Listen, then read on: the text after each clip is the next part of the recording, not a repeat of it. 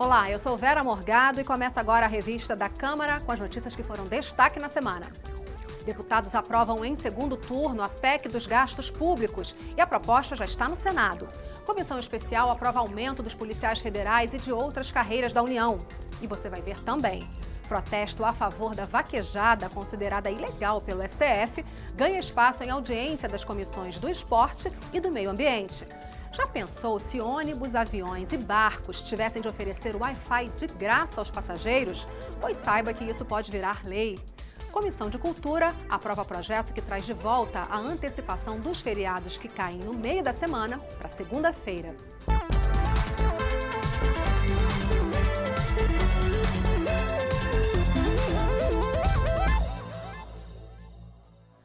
Os deputados aprovaram em segundo turno a PEC do teto dos gastos públicos. O placar foi menor que o esperado, mas a proposta seguiu para o Senado. A repórter Dini Moraes mostra como foi o plenário. O plenário começou a semana tentando votar uma medida provisória polêmica, que torna mais rigorosa a concessão de vários benefícios da Previdência Social. É a ampliação da carência para dificultar o acesso do cidadão brasileiro ao auxílio-doença, à aposentadoria por invalidez. Quer dizer, então, que se ele não tiver contribuído por 12 meses e adoecer no 5º ou no 6º mês, ele não vai ter o direito ao auxílio-doença. Ele não vai ser considerado pelo Estado brasileiro. Depois que se estabeleceu determinados direitos de auxílios, auxílio-desemprego, auxílio-doença, auxílio tudo, começou-se um grande número de fraudes no país. É só lembrar daquela Georgina do Rio de Janeiro, que até ficou rica, só dando golpe na Previdência, presidência. Apesar dos debates acalorados, a medida provisória acabou não sendo votada. Ela foi tirada de pauta para que um outro assunto entrasse em apreciação. O fim da votação do projeto que tira da Petrobras a obrigatoriedade de participar da exploração do petróleo em camadas profundas. Hoje, a empresa precisa ter pelo menos 30% de participação nos consórcios e liderar as atividades. A parte principal da proposta já tinha sido aprovada no começo do mês e só faltavam alguns trechos. Houve muita resistência da oposição. É óbvio que a nossa crítica e a nossa repulsa a desvios de dinheiro e a corrupção, ela é clara para a sociedade brasileira.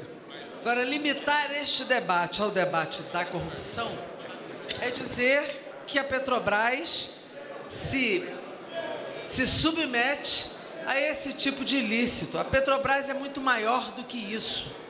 É a maior empresa brasileira. O que se discute aqui é a soberania do Brasil. É o papel do Estado nas áreas estratégicas das riquezas nacionais. Soberania nacional. A China comunista do partido do PCdoB tem as suas maiores reservas no banco lá nos Estados Unidos. Esse discurso de soberania nacional está superado. A Petrobras, que nós não sabíamos que estava sendo roubada, já não tinha recurso para explorar o pré-sal. A votação do pré-sal não tira a liberdade de ela explorar. Dá liberdade a ela de pegar um associado. O projeto da Petrobras acabou não sendo concluído. Faltaram 2 pontos que ainda precisam ser votados. Na terça-feira, um outro tema tão polêmico quanto o pré-sal. Os deputados aprovaram em segundo turno a proposta de emenda à Constituição que limita os gastos públicos por 20 anos. Entidades sociais entregaram à mesa da Câmara mais de 300 mil assinaturas contrárias à proposta e protestaram nas galerias, que acabaram sendo desocupadas. Para a bancada que defende o governo Michel Temer, a chamada PEC do teto é essencial para recompor a economia do país e combater problemas como o desemprego. Para a oposição, o fim da rede de proteção social mantida pelo Estado, especialmente nas áreas de saúde e educação. Exatamente no momento em que a pessoa perde o emprego, e muitas vezes com ele o plano de saúde, é que o governo vai retirar dinheiro da saúde pública. Que falta de sensibilidade. É bom lembrar a população que quem primeiro falou em controle de gastos do país foi o ministro da Fazenda, Antônio Palocci. Em seguida, o ministro da Fazenda de Dilma, Nelson Barbosa. A entrega da PEC no Senado foi feita pessoalmente pelo presidente da Câmara ao presidente do Senado, Renan Calheiros. Rodrigo Maia disse que a aprovação da proposta sinaliza que o governo caminha para a recuperação do crescimento econômico. Maia também falou que este não é um bom momento para conceder reajustes aos ministros do Supremo Tribunal Federal e nem a outras categorias do funcionalismo público. Acompanhado do relator da proposta, deputado Darcísio Perondi, e de outros parlamentares da base de apoio ao governo, Rodrigo Maia entregou a PEC que limita os gastos públicos pelos próximos 20 anos ao presidente do Senado, Renan Calheiros. A expectativa é que a proposta seja aprovada em 2 turnos de votação e promulgada pela mesa do Congresso Nacional até o dia 14 de dezembro. A gente tem que entender que o equilíbrio fiscal é que vai trazer as condições para que o Brasil volte a crescer. É por isso que eu apostei tanto nessa PEC, vou apostar tanto na Previdência e estou falando com tanta clareza para as pessoas. Não é por má vontade que o governo ou o Congresso estão dizendo de forma clara que não há mais condição de aumentos no curto prazo. Mas eu tenho certeza que no médio e longo prazo as pessoas vão entender que o que está sendo feito vai ter um impacto positivo na vida de cada um. Nesse momento não há condições para nenhum aumento real, né? Porque o que nós temos é que garantir a reorganização das contas públicas, os indicadores econômicos precisam melhorar, e se os indicadores econômicos que eles melhorarem, vai melhorar a condição do próprio servidor. Mas na comissão especial foi aprovado por unanimidade o projeto que aumenta o salário dos policiais federais e de outras carreiras da administração federal.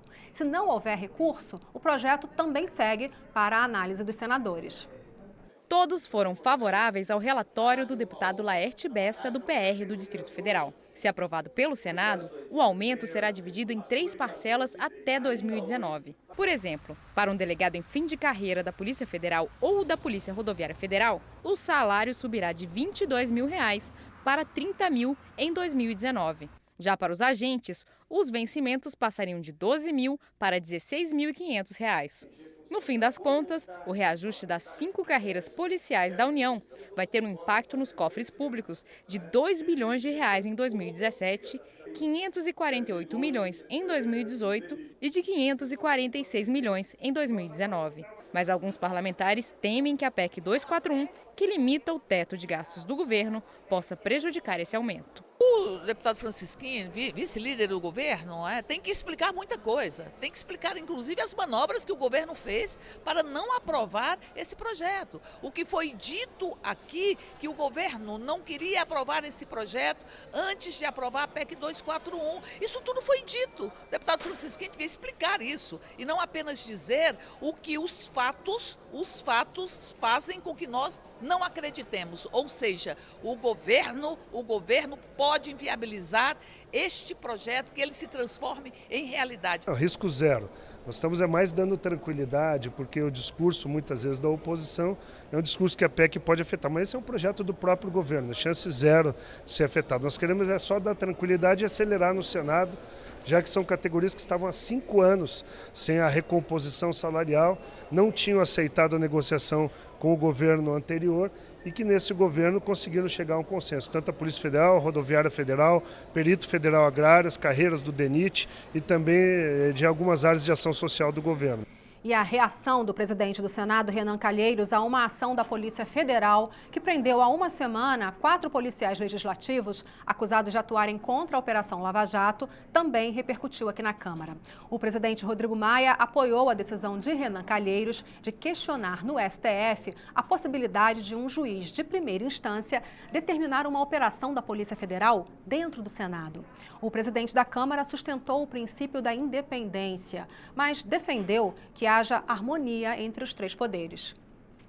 Se tem um entendimento que houve uma decisão equivocada de um juiz de primeira instância em relação a um poder que deveria ter, que essa decisão teria que ter partido do Supremo, eu acho que está certa a decisão de encaminhar essa reclamação ao Supremo, e o Supremo vai decidir. Eu acho que o presidente Renan tomou a decisão correta e agora vamos esperar que se possa restabelecer essa harmonia entre os poderes que é tão importante. O ministro Teori Zavascki, do Supremo Tribunal Federal, determinou a suspensão da Operação Metis da Justiça Federal de Brasília e mandou transferir todo o processo relativo à operação para o STF.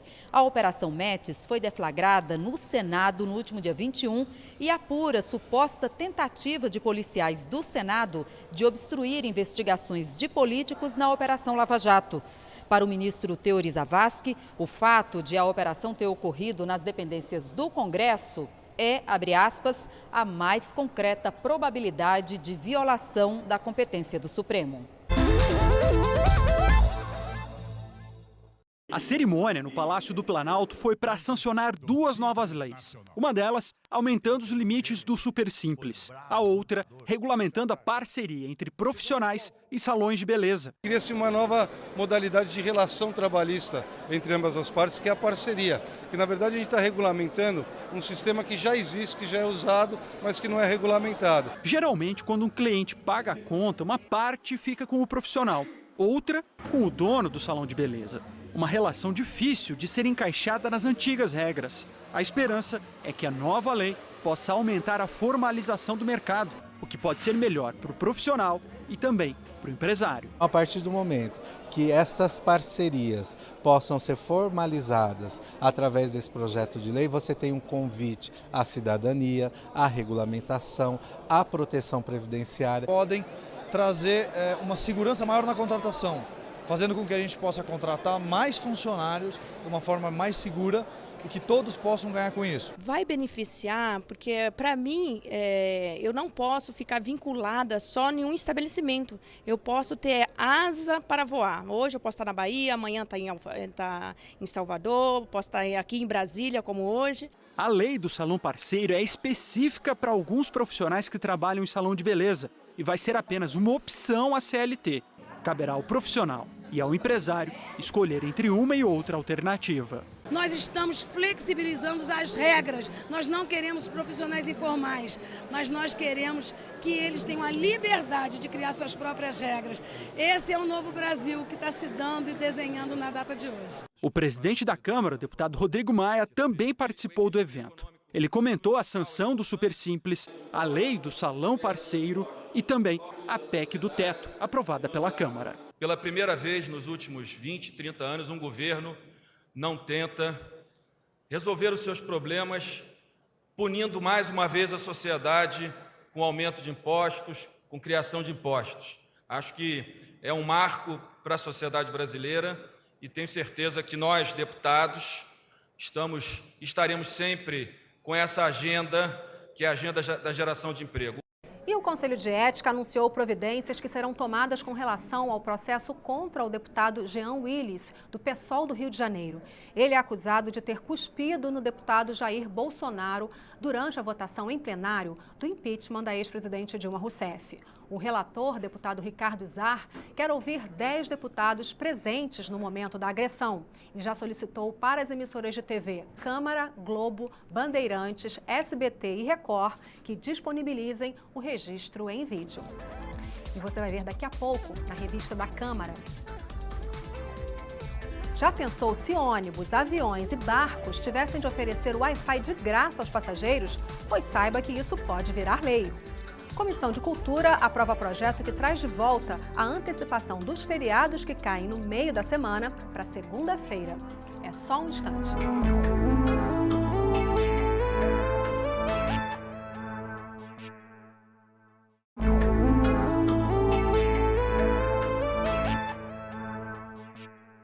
Na semana que passou, foi instalada a comissão especial que vai discutir a reforma política. O presidente será o deputado Lúcio Vieira Lima, do PMDB da Bahia, e o relator, o deputado Vicente Cândido, do PT de São Paulo. A comissão deve dar preferência ao projeto do Senado, que estabelece o fim das coligações proporcionais e uma cláusula de barreira para partidos políticos. De acordo com essa regra, as legendas teriam de receber uma porcentagem mínima de votos válidos, ainda a ser definida, para ter acesso, por exemplo, ao horário gratuito no rádio e na TV e a recursos do fundo partidário. A proposta do Senado deve chegar à Câmara em novembro. O desemprego também virou argumento a favor da vaquejada, uma tradição nordestina que virou motivo de disputa em Brasília. O Supremo Tribunal considerou inconstitucional uma lei do Ceará que até então regulamentava a prática.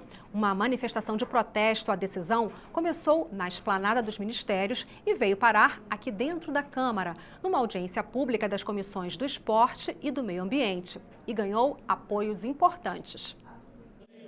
a esplanada dos ministérios amanheceu ocupada. Vaqueiros, bois, cavalos, caminhões. O movimento ganhou o nome de Marcha dos Vaqueiros. A estimativa é que cerca de 10 mil pessoas tenham passado pelo protesto. Essa discussão tem dois lados que se encontraram na Câmara. Por favor, solicito ao plenário que não se manifeste. Ativistas dos direitos dos animais e defensores da vaquejada num só ambiente. Para que esse caldeirão pegasse fogo, só faltava uma faísca. E ela veio. Há uma questão do desemprego que foi muito bem colocada pelo ministro Barroso. Só que nós não podemos duvidar que quando as linhas de galo foram extintas, milhares de pessoas que apostavam ficaram sem emprego. Que quando a farra do boi foi extinta, as pessoas que vendiam produtos para a farra do boi ficaram sem emprego. E se nós fôssemos levar apenas a questão do emprego, nós deveremos legalizar outras atividades que geram emprego. O tráfico de drogas, devemos legalizar várias atividades. O argumento, infelizmente, não é esse. Fui criado no Nordeste e vivo minha vida inteira sendo um homem de bem, sendo um homem respeitado. Para eu chegar num lugar hoje na minha vida, a meus perto de 40 anos, e ser comparado à minha atividade com o tráfico de drogas, eu não nasci para isso. Caudas são encontradas nas arenas. Isso deveria ser o suficiente para que qualquer cidadão de bem se afastasse, repudiasse essa prática. O objetivo do esporte é que o animal seja humilhado, que ele seja subjugado. Cultura ou crueldade? Esse debate, quando foi feito lá no Supremo, teve como vitoriosa a tese da crueldade. Agora o que os deputados fazem é questionar o alcance dessa decisão. Para alguns, ela vale só para o estado do Ceará. Para outros, a palavra do Supremo é a final. Mas esse debate aqui pode ir além disso. O temor é que a decisão acabe afetando também a atividade do rodeio. Por isso, alguns deputados querem mudar a Constituição. Rodeios e vaquejadas seriam considerados patrimônio cultural. Eu não sei qual é o motivo dessa audiência pública, qual é o objetivo final dela, a não ser, obviamente, você se contrapor a uma decisão que o Supremo já definiu. O acórdão do Supremo Tribunal Federal não foi publicado ainda. Talvez o ministro pode até mudar de ideia e deixar que o lugar adequado para se debater e ser bem coerente com as demandas da população brasileira seja aqui através da PEC. Parlamentares que defendem a mudança na Constituição fizeram um ato em defesa da vaquejada no Salão Nobre da Câmara e ganharam o apoio do presidente da Casa, deputado Rodrigo Maia. Nenhum de vocês está aqui para tratar de maltratos dos animais, muito pelo contrário.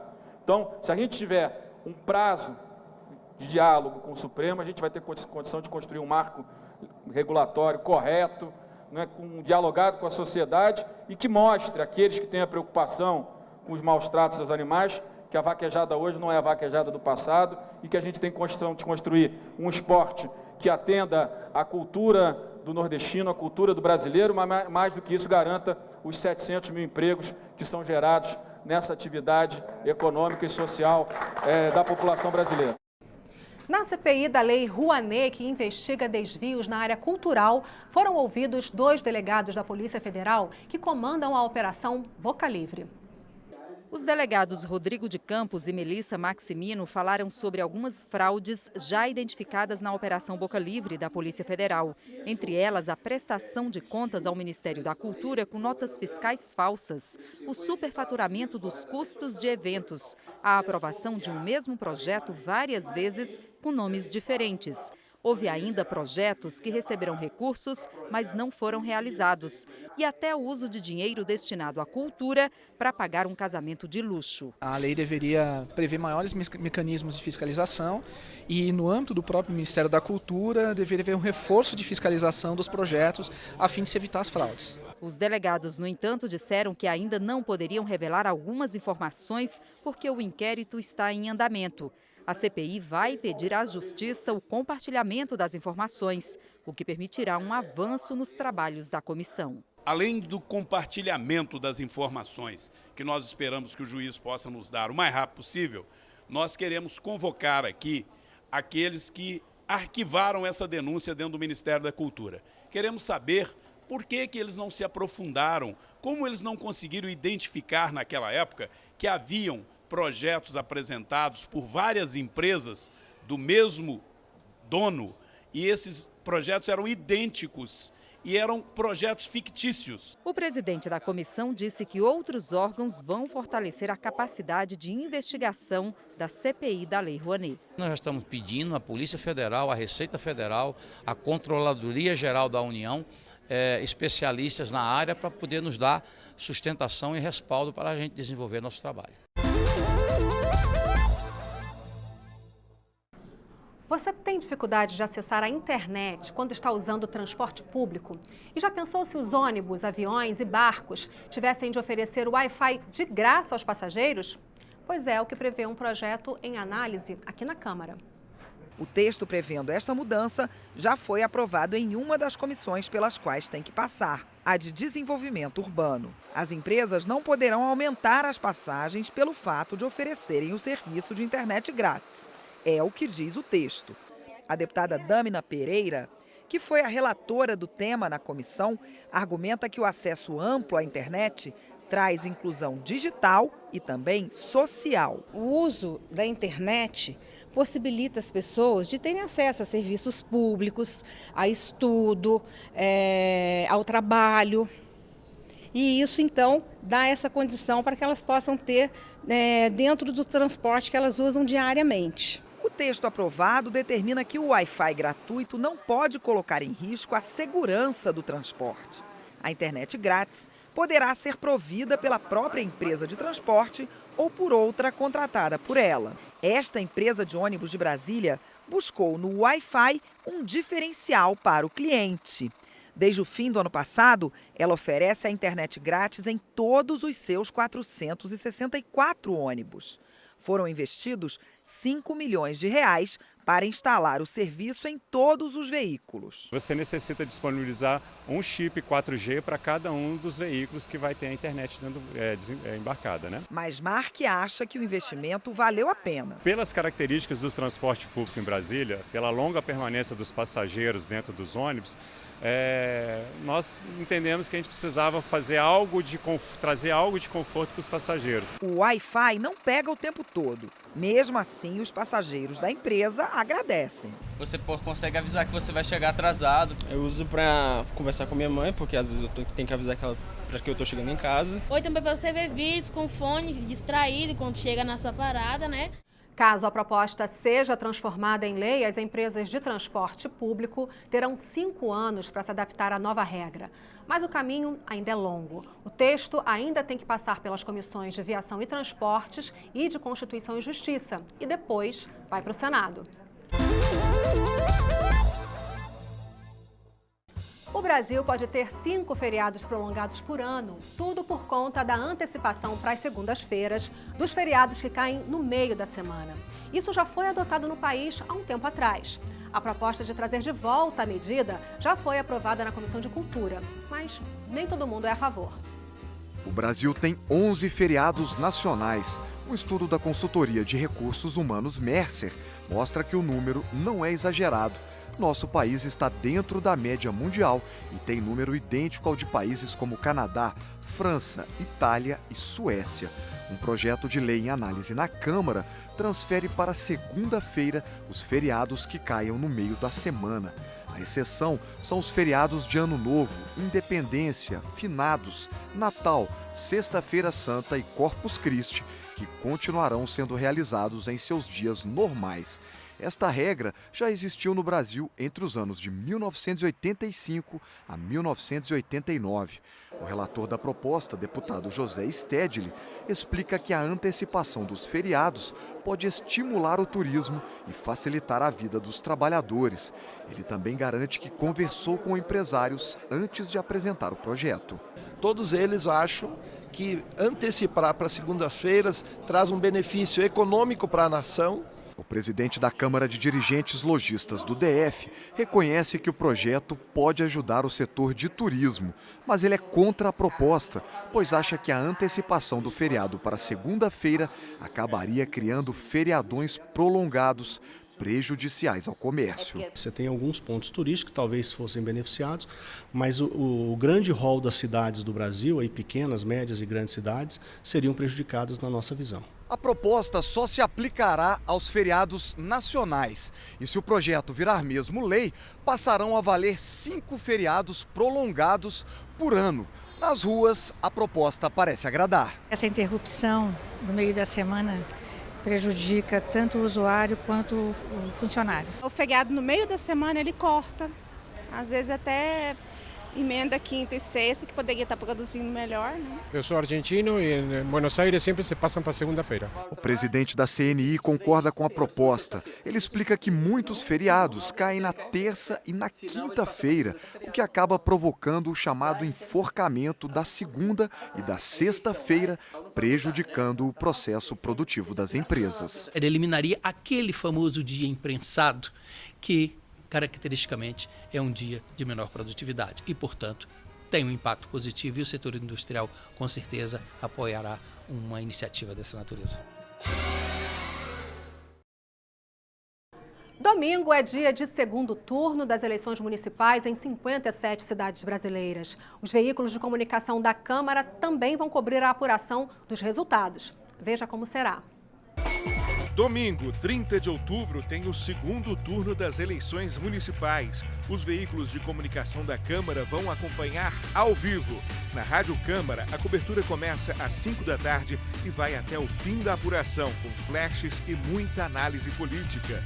Na TV Câmara, a cobertura começa às 6 da tarde, com entrevistas ao vivo e o debate sobre números das urnas nas principais cidades. Você também pode ver a cobertura da TV e da rádio no canal da Câmara dos Deputados no YouTube e os detalhes na Agência Câmara. E na segunda, dia 31 de outubro, veja o resultado completo das eleições no Câmara com Notícias, a partir das 9 da manhã na TV Câmara. Câmara dos Deputados nas eleições 2016.